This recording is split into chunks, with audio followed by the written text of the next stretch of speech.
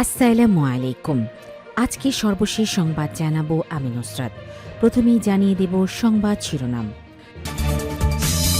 প্রবাসীদের হাত ধরে বিদেশি বিনিয়োগ এলে নগদ প্রণোদনা দেওয়ার সিদ্ধান্ত।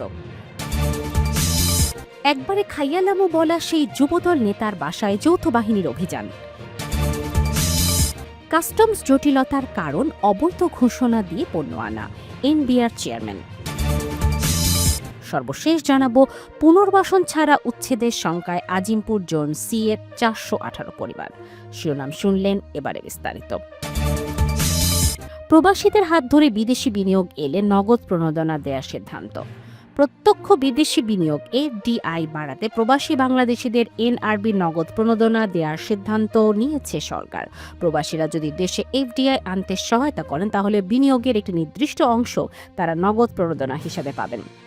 সোমবার 26 জানুয়ারি রাজধানীর তেজগাঁয়ে প্রধান উপদেষ্টার কার্যালয়ে বাংলাদেশ বিনিয়োগ উন্নয়ন কর্তৃপক্ষ বিডার গভর্নিং বোর্ডের এক সভায় এই সিদ্ধান্ত নেওয়া হয়। সভায় সভাপতিত্ব করেন প্রধান উপদেষ্টা অধ্যাপক মোহাম্মদ ইউনূস। সভা শেষে ফরেন সার্ভিস একাডেমিতে এক ব্রিফিংয়ে বিডার নির্বাহী চেয়ারম্যান চৌধুরী আশিক মাহমুদ বিন হারুন জানান, নতুন এই উদ্যোগের মাধ্যমে প্রবাসী বাংলাদেশিদের বিস্তৃত নেটওয়ার্ক ব্যবহার করে দেশে নতুন বিনিয়োগ আনার লক্ষ্য নেওয়া হয়েছে। তিনি বলেন, অনুমোদিত প্রস্তাব অনুযায়ী কোনো প্রবাসী বাংলাদেশি যদি দেশে ইকুইটি বিনিয়োগ আনতে ভূমিকা রাখেন তাহলে সেই বিনিয়োগের উপর 1.25% নগদ প্রণোদনা পাবেন। এটি প্রবাসীদের জন্য একটি স্বীকৃতি স্বরূপ প্রণোদনা যা প্রবাসী আয়ের বিদ্যমান ক্যাশ ইনসেন্টিভ ব্যবস্থার মতোই কাজ করবে। চৌধুরী আশিক মাহমুদ বলেন, ব্যক্তিগত ভোগের জন্য অর্থ পাঠানোর পরিবর্তে যারা শিল্প ও ব্যবসা খাতে বিনিয়োগ আনবেন এই নীতির মাধ্যমে তাদের উৎসাহিত করা হবে। কোনো প্রবাসী যদি $10 কোটি ইকুইটি বিনিয়োগ আনতে সহায়তা করেন তাহলে সরকার তাকে $12,50,000 প্রণোদনা দেবে। এই উদ্যোগের পেছনে যুক্তি হিসাবে তিনি বলেন, প্রবাসী বাংলাদেশিরা তাদের বসবাসরত দেশগুলোর সমাজ ও বিনিয়োগ মহলে ভালোভাবে সংযুক্ত। সেই সংযোগ কাজে লাগিয়ে বাংলাদেশকে বিনিয়োগের গন্তব্য হিসেবে তুলে ধরাই সরকারের লক্ষ্য। নীতিগতভাবে অনুমোদন পেলেও এই প্রস্তাব বাস্তবায়নের আগে শেষ একটি প্রক্রিয়া সম্পন্ন করতে হবে বলে জানান তিনি। এ বিষয়ে চূড়ান্ত অনুমোদনের জন্য প্রস্তাবটি অর্থ মন্ত্রণালয়ে পাঠানো হবে। বিদেশি বিনিয়োগ আকর্ষণে আরেকটি উদ্যোগের কথা জানিয়ে বিডার নির্বাহী চেয়ারম্যান বলেন, বিদেশে বিডার অফিস স্থাপনের সিদ্ধান্ত নেওয়া হয়েছে। প্রথম পর্যায়ে চীনে অফিস খোলা হবে, এরপর দক্ষিণ কোরিয়া ও ইউরোপীয় ইউনিয়নের একটি দেশে অফিস স্থাপনের পরিকল্পনা রয়েছে। তিনি জানান, এসব অফিসে স্থায়ী বেতনভিত্তিক নিয়োগের পরিবর্তে কমিশন বা পরিবর্তনশীল পারিশ্রমিক ব্যবস্থায় জনবল নিয়োগ দেওয়া হবে। বিনিয়োগ আনতে পারার সাফল্যের উপর ভিত্তি করে তাদের পারিশ্রমিক নির্ধারিত হবে। চীনের ক্ষেত্রে স্থানীয় ভাষা ও বাজার সম্পর্কে অভিজ্ঞ চীনা নাগরিকদের নিয়োগ দেওয়ার বিষয়ে অগ্রাধিকার দেওয়া হবে। চৌধুরী আশিক মাহমুদ আরও জানান, দেশের 6টি বিনিয়োগ উন্নয়ন সংস্থাকে একীভূত করে একটি একক কাঠামোর আওতায় আনার রোডম্যাপ অনুমোদন দিয়েছে সরকার।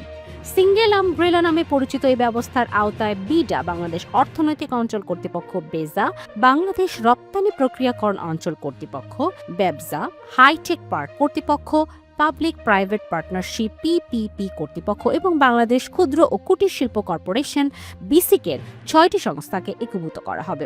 তিনি বলেন, বর্তমানে প্রতিটি সংস্থার গভর্নিং বডি চেয়ারম্যানের দায়িত্বে সরকার প্রধান থাকায় প্রশাসনিক জটিলতা তৈরি হয়। অতীতে এসব সংস্থার বোর্ড সভা গড়ে 5 বছরে একবার অনুষ্ঠিত হয়েছে।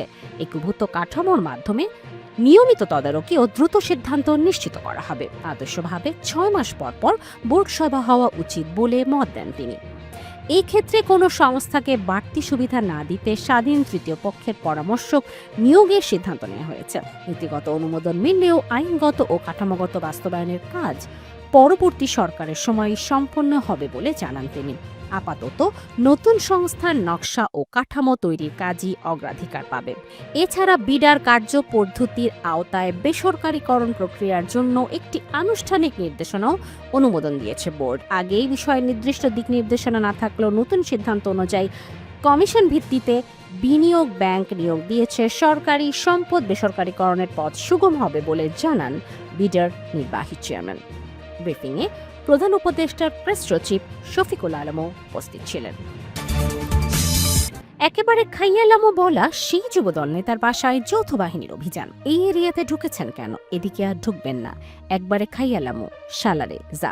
গাড়িতে বসে থাকা এক নারীকে এভাবেই হুমকি দেওয়ার ঘটনায় আলোচনায় আসা যুবদল নেতা হুমায়ুন কবিরের বাসায় অভিযান চালিয়েছে যৌথ বাহিনী। তবে এ ঘটনায় কাউকে আটক করা হয়নি। সোমবার ২৬ জানুয়ারি বিকেল ৪টার দিকে বন্দরের আমিন আবাসিক এলাকায় তার বাসভবন ও বন্দর খেয়াঘাটের রাজনৈতিক অফিসে অভিযান চালানো হয়। এ সময় পুলিশের পাশাপাশি যৌথ বাহিনীর সদস্যরা অভিযানে অংশ নেয়। এর আগে নারায়ণগঞ্জ ৫ সদর বন্দর আসনের স্বতন্ত্র প্রার্থী মাকসুদের স্ত্রী ও নির্বাচনী এজেন্ট মোসা নার্গিস আক্তারকে হুমকি দেওয়ার অভিযোগ ওঠে বন্দর থানা যুবদলের সাবেক সাংগঠনিক সম্পাদক হুমায়ুন কবির এবং যুবদলের কর্মী হিসেবে পরিচিত সজীব নামে এক যুবকের বিরুদ্ধে। পরে হুমকি দেয়ার ওই ভিডিওটি ছড়িয়ে পড়ে সামাজিক যোগাযোগ মাধ্যমে। এই ঘটনায় সহকারী রিটার্নিং কর্মকর্তার কাছে জমা দেওয়া অভিযোগে নার্গিস উল্লেখ করেন, গত শুক্রবার সকালে বন্দর খেয়াঘাট এলাকার স্বতন্ত্র প্রার্থীর বিলবোর্ড স্থাপন করতে গেলে প্রতিদ্বন্দ্বী বিএনপি প্রার্থী আবুল কালামের লোকজন বাধা দেয় এবং মারমুখী আচরণ করে। এতে সেখানে বিলবোর্ড স্থাপন করা সম্ভব হয়নি। পরে সকাল 11:30টার দিকে নারায়ণগঞ্জ সিটি কর্পোরেশনের ২২ নম্বর ওয়ার্ডের আমিন আবাসিক এলাকাতেও গণসংযোগকালে একই প্রার্থীর সমর্থকদের বাধার মুখে পড়েন নার্গিস। তিনি বলেন, আমি পথচারীদের মাঝে লিফলেট বিতরণের মাধ্যমে গণসংযোগ করতে গেলে আমাকে প্রতিপক্ষ বিএনপির প্রার্থী অ্যাডভোকেট আবুল কালামের লোকজন সন্ত্রাসী কায়দায় বাধা দিয়ে কর্মসূচি পণ্ড করে দেয় এবং সেখানে আর কোনোদিন গণসংযোগ করতে দিবে না বলেও হুমকি দেয়। এ সময় হুমায়ুন কবির নামে এক যুবক হুমকি দিয়ে বলেন, এই এরিয়াতে ঢুকছেন কেন? এদিকে আর ঢুকবেন না, একবারে খাইয়ালামো শালারে যা। নার্গিস অভিযোগ করে আরও বলেন, হুমায়ুন কবির বন্দর থানা যুবদলের সাবেক সাংগঠনিক সম্পাদক এবং সজীব যুবদলের কর্মী। তারা দুজনেই আবুল কালামের অনুসারী। এরিয়াতে ঢুকছেন কেন? একবারে খাইয়ালামো। স্বতন্ত্র প্রার্থীর স্ত্রীকে শাসালেন। বন্দর থানার ওসি মুক্তার আশরাফ উদ্দিন বলেন, নির্বাচনের সার্বিক পরিস্থিতি স্বাভাবিক রাখার লক্ষ্যে নির্বাচন কমিশনারের নির্দেশনা অনুযায়ী সুনির্দিষ্ট অভিযোগের ভিত্তিতে অভিযান চালানো হয়েছে, তবে কাউকে গ্রেফতার করা সম্ভব হয়নি। আগামী ১২ই ফেব্রুয়ারি একটি সুষ্ঠু এবং অবাধ নির্বাচন হবে, তাতে কোনো সন্দেহ নেই। এজন্য যা যা দরকার বন্দর থানা প্রশাসন তাই করবে। সুনির্দিষ্ট অভিযোগের পরিপ্রেক্ষিতে হুমায়ুন কবিরের বাসায় অভিযান চালানো হয়েছে। কাস্টমস জটিলতার কারণে অবৈধ ঘোষণা নিয়ে পণ্য আনা। এনবিআর চেয়ারম্যান অবৈধ ঘোষণা দিয়ে পণ্য আনাকে কাস্টমস জটিলতার কারণ হিসাবে দায়ী করেছেন জাতীয় রাজস্ব বোর্ড এনবিআর এর চেয়ারম্যান আব্দুর রহমান খান।